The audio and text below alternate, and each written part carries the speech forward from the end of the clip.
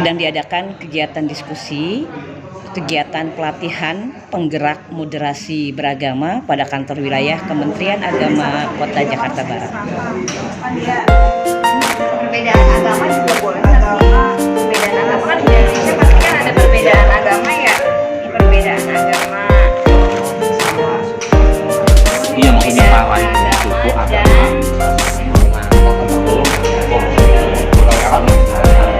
Semuanya.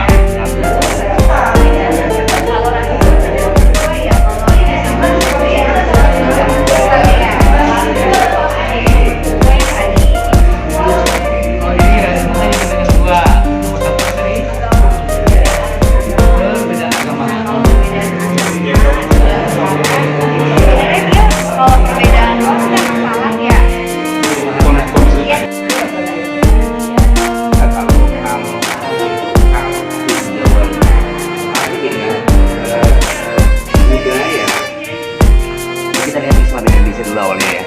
Islam di Indonesia penyebaran melalui budaya kan.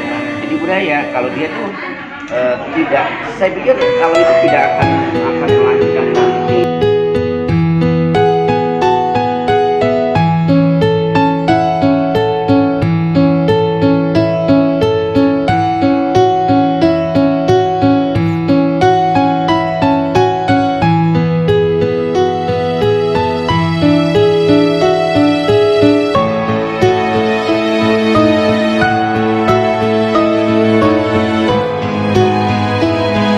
Dari kelompok 1 soal wajah Indonesia 5 tahun ke depan.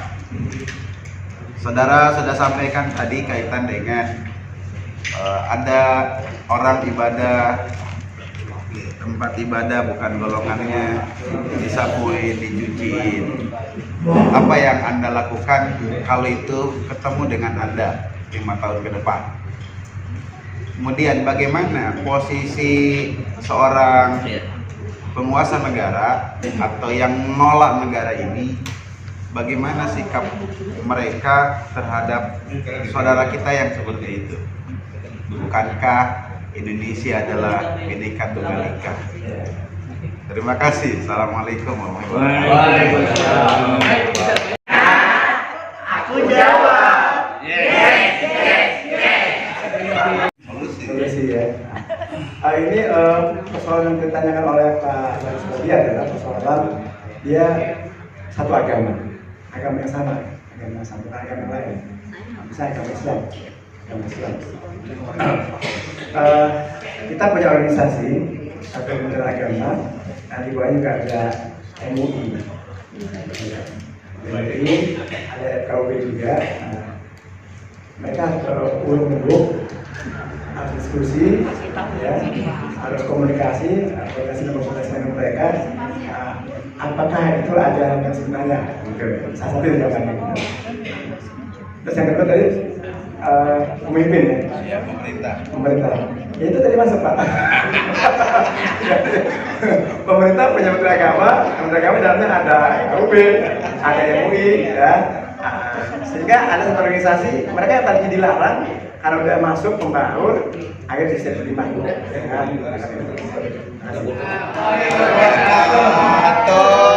Alhamdulillah, yang terhormat Bapak narasumber, Bapak Sufri. Kebanyakan lupa Pak. Dan teman-teman, Bapak Ibu peserta pelatihan penggerak moderasi beragama Saya mewakili kelompok 2 akan mempresentasikan hasil diskusi dari kelompok 2 terkait dengan pertanyaan yang tadi diberikan, yaitu tentang skenario thinking ya, tahapan-tahapan apa saja yang akan terjadi gitu ya. Kami anggotanya Bapak Ibu, saya tahu kan ya dari mana kita, saya Prames, kemudian di kelompok kami ada Pak Abdul Wahab,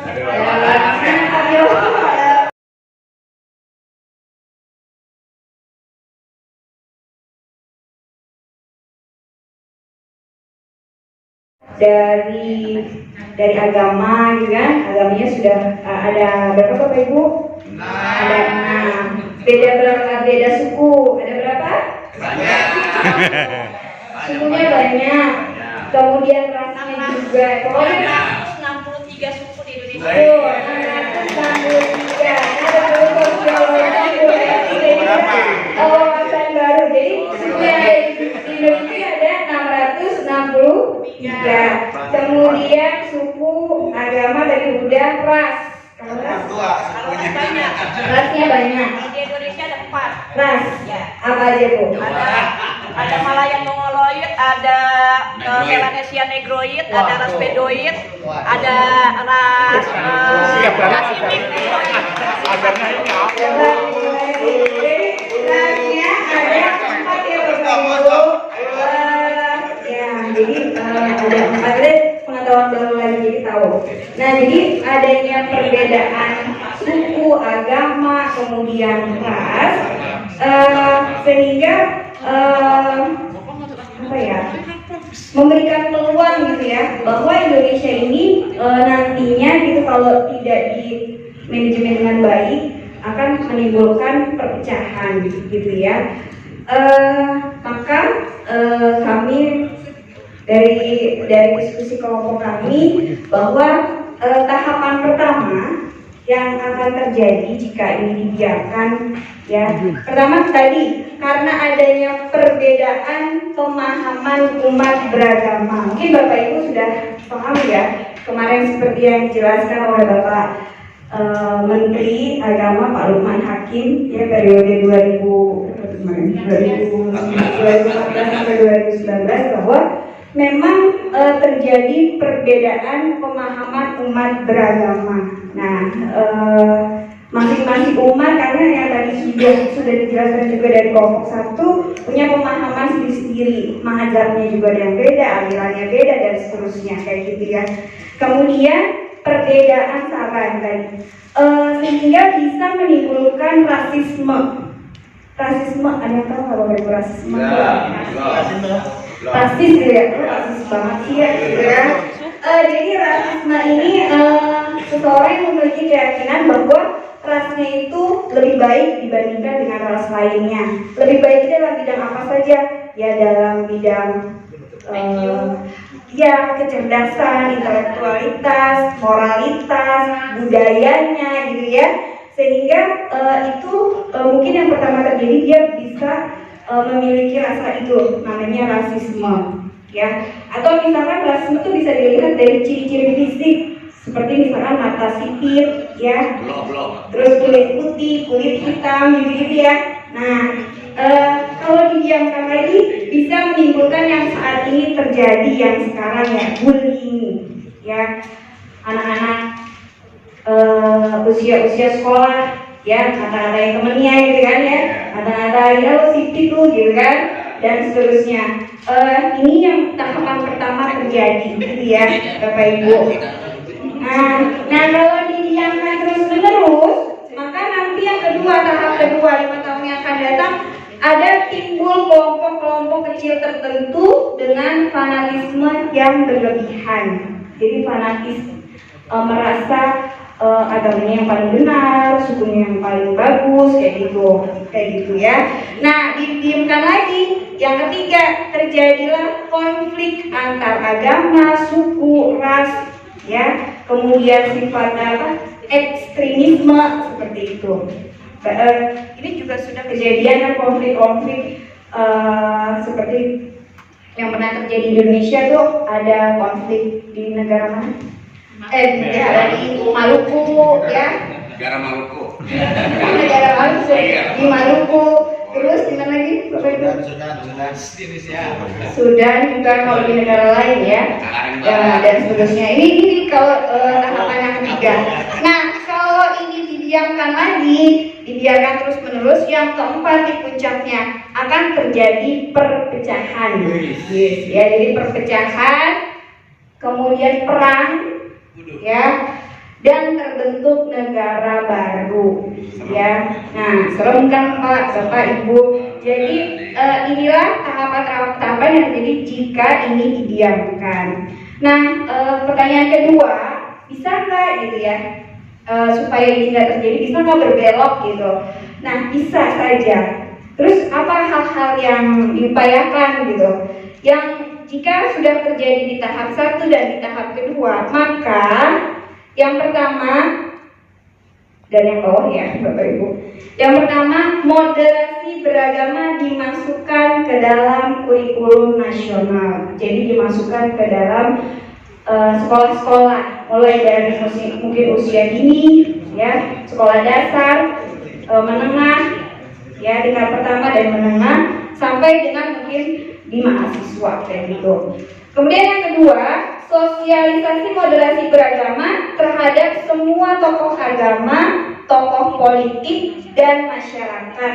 Jadi bukan hanya anak-anak sekolah, anak-anak yang mengenyam pendidikan, tetapi juga masyarakat disosialisasi.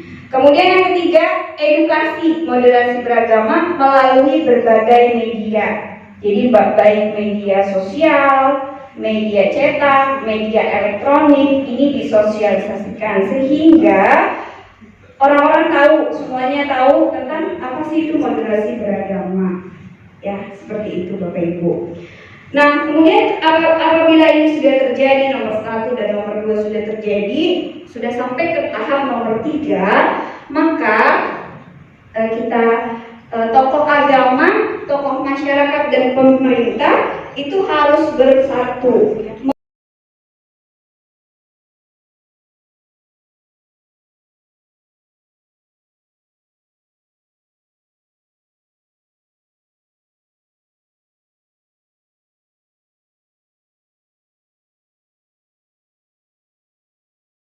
Wabillahi taufiq wal hidayah. Assalamualaikum warahmatullahi wabarakatuh. Nah, jika ada pertanyaan nanti rekan saya nih, sini Bapak Wahab. Bapak Wahab ke depan. Jadi kalau dari teman kelompok 1 dan kelompok 3 yang memberikan tanggapan atau pertanyaan, monggo disilahkan. Belum ya? Belum ya? Assalamualaikum warahmatullahi wabarakatuh. Waalaikumsalam. Oke, terima kasih kepada kelompok 2. Saya ingin menanggapi tentang Indonesia secara garis besar. Itu adalah negara yang plural, agama, suku, bahasa, adat istiadat dan lain sebagainya. Maka ini rentan akan terjadi konflik, baik itu tadi yang sudah dipaparkan, konflik ras, konflik berbagai macam konflik dan lain sebagainya.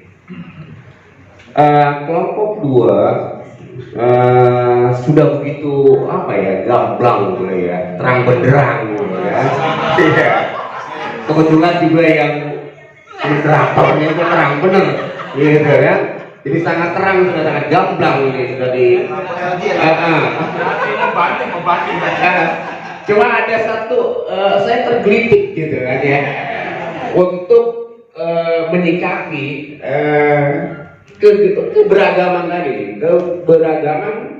beragama, mungkin bersosialisasi, berakalah dan sebagainya di negara kita. Ini terjadi pembiaran, terutama di era digital hari ini, gitu kan? Artinya dengan berbagai macam isi kepala yang ada di kita dikeluarkan begitu saja dan ditumpahkan melalui satu alat media, ya, baik itu di YouTube dan lain sebagainya, akhirnya kebablasan, gitu kan? Nah, maka yang tadi sudah dijelaskan, terjadilah hal yang akan terjadi apa tuh?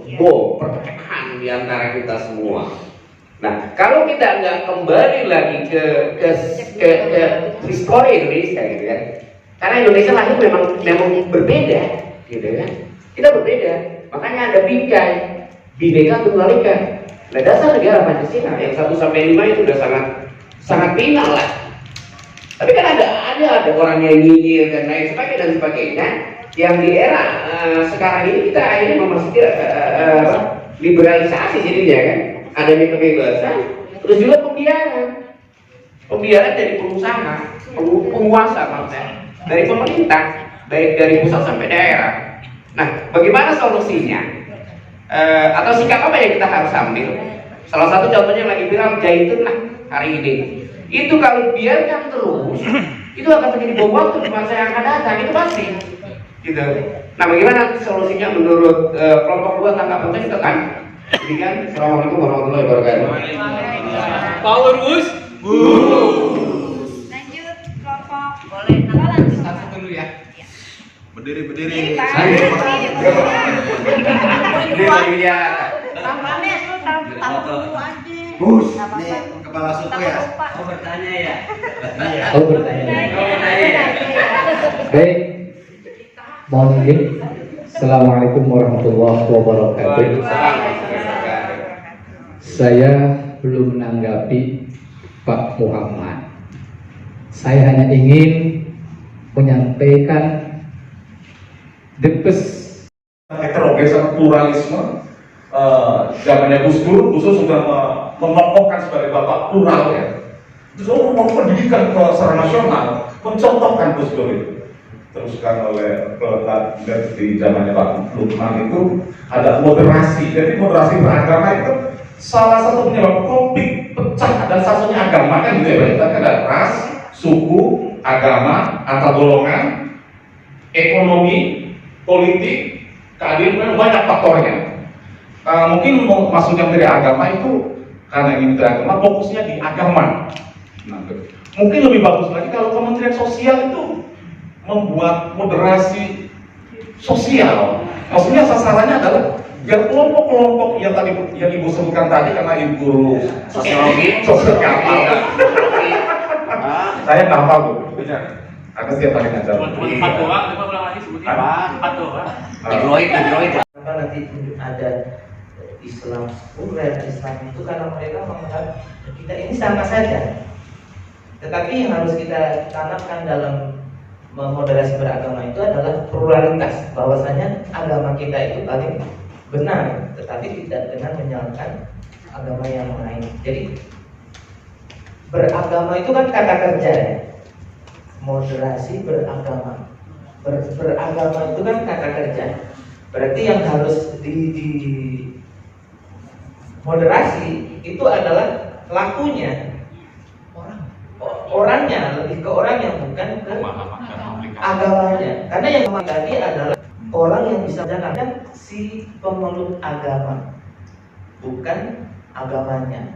Andai kata ada orang memahami Islam, ada Islam sekuler, Islam, tapi Islam itu satu ya, dengan dalil al-Islam yaqlu wa la yu'la alaih itu jelas satu, cuma yang memahami yaqlu wa la yu'la alaih ini yang berbeda-beda, sehingga menjadi coraknya bermacam-macam begitu.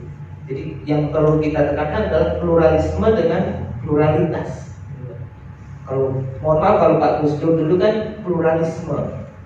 Kalau ajaran dari moderasi beragama ini adalah pluralitas. Kemarin sebenarnya ada pertanyaan kepada Pak Lukman itu, apakah bisa yang dimoderasi itu ajarannya? Saya kan dulu di pondok itu ada Islamization of knowledge. Jadi yang kita islamisasikan itu ilmu pengetahuannya. Apakah bisa moderasi beragama ini yang kita moderasi itu fikihnya, tetapi bukan kitanya. Kalau target dari moderasi ini kan sebenarnya kitanya yang dimoderasi ya, karena kita yang akan memahami. Itu mungkin Pak bisa mewakili. Lasri. ayat 13, yang artinya Allah menciptakan laki-laki dan perempuan bersuku-suku dan berbangsa-bangsa supaya saling kenal mengenal. Di situ bukan orang-orang yang beriman, tapi hai manusia, jadi seluruh umat manusia. Kembali ke materi kita saat ini yang akan terjadi 4 tahun ke depan. Nanti kelompok kami akan memaparkan di bidang keagamaan, kemudian di bidang kebudayaan, bidang sosial, bidang hukum dan politik. Tadi kalau ada sempat pertanyaan tentang Al-Zaitun, sebenarnya ada yang unik lagi di Indonesia, di suku Sasak Lombok. Itu ada Islam namanya kalau nggak salah Islam Betutulu ya Pak? Iya. 3. Islam Betutulu yang ibadahnya itu cuma tiga waktu, zuhur, asar, maghrib. Rukun Islamnya kalau kita 5 umumnya, mereka cuma 3, yaitu syahadat, puasa, kemudian sholat. Jadi zakat dan hajinya mereka tidak tercantum. Jadi itu kalau kenapa ada 3, kenapa Islam itu panjang, bisa 2 hari saya cerita nggak selesai di sini. Selanjutnya Pak Yusuf dipersilakan untuk menjelaskan. Berbangsa-bangsa itu kemudian bersuku-suku. Tadi beliau bilang memang ayat Qurannya gitu ya. Tadi sebutkan surat Al-Hujurat udah, ayat 13 sudah. Artinya juga udah, cuma teksnya yang belum. Ya ayuhan nas, inna khalaqnakum min dzakarin wa unsa wa ja'alnakum syu'uban wa ta'arafu gitu kira-kira begitu. Inna akramakum indallahi atqakum. Nanti untuk tafsirnya beliau yang membateli.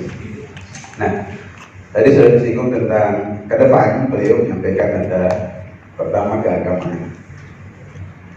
Saya akan melanjutkan aja sosialnya bagaimana ke depan. Gitu Pak mau membaca sambil ngopi apa nggak ada larang. Jadi ke depan Indonesia kalau melihat hari ini yang terjadi, maka persoalan yang kedua itu dari sisi kebudayaan. Bagaimana nih budaya kita ke depan?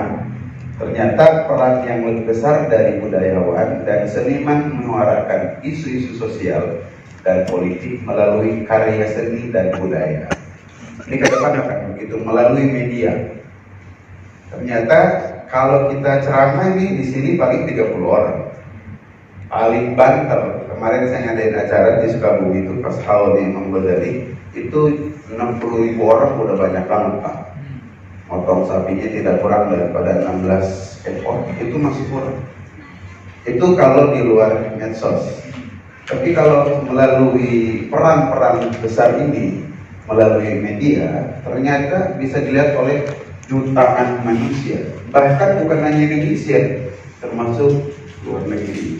Orang bilang dulu dunia itu luas, sekarang dunia cuma di genggaman saku. Bisa lihat Amerika, bagaimana Sudan dia berperang, saudara, gitu kan? Bagaimana umat Muslim ketika Ramadan kemarin dibombardir sama Zionis Israel, Palestina yang lagi sholat tarawih dan lain-lain. Itu lihat kita dari media. Kemudian akan filterisasi budaya asing. Yang kemarin kita alami budaya asing yang masuk ke Indonesia. Yang kemarin ada yang bilang apa tuh di Jalan Rame itu, sampai muncul persepsi kok Indonesia begini gitu. Itu adalah infiltrasi budaya asing yang secara kultur, secara agama itu bertolak belakang dengan budaya sosial Indonesia yang begitu penuh dengan religi, penuh dengan sopan santun. Itu sampai muncul Citayam. Saya pernah dengar ya Citayam. Itu luar biasa. Gara-garanya di mana tuh? Itu adalah ada infiltrasi dari budaya-budaya asing. Poin yang pertama yaitu lunturnya nilai-nilai keadilan. Jadi kalau 5 tahun ke depan dari sekarang bisa kita lihat ya, bagaimana keadilan itu mulai luntur ya. Untuk contohnya nanti bisa kita cari bersama-sama. Kemudian ada yang keadilan identik dengan kekuasaan. Jadi keadilan hanya tajam ke bawah, tumpul ke atas ya. Jadi dari segi hukum itu juga bisa. Kalau kasus selama ini kita bisa lihat di TV ya, bagaimana hukum itu cuma untuk bawahan. tapi untuk atasan tidak. Truth claim apa? Hanya pendapat saya yang paling benar, yang lain salah. Baik agama maupun apa, padahal kemarin sudah disinggung. Agama itu betul dari seluruhnya Pak, lillahi ta'ala. Hakul yakin agama itu, tapi ketika turun kepada tataran manusia, yang ada bukan apa? Pemahaman. Jadi kalau sudah pemahaman, apa iya betul? Namanya pemahaman. Betul itu pemahaman. Yang tidak boleh itu adalah mengaku bahwa kita yang paling benar. Bapak silakan memahami seperti itu. Ini sebenarnya namanya penafsiran. Nah selama ini kita jadikan pemahaman itu menjadi mutlak, itu yang paling benar. Nah di situ salah. Nah ketika sudah muncul tadi eksklusivisme, nah, truth kelahi, menganggap orang lain salah dia benar, nah disitulah muncul bentrokan. Dan itu dibawa kepada politik, dibawa kepada bernegara, makin rusak.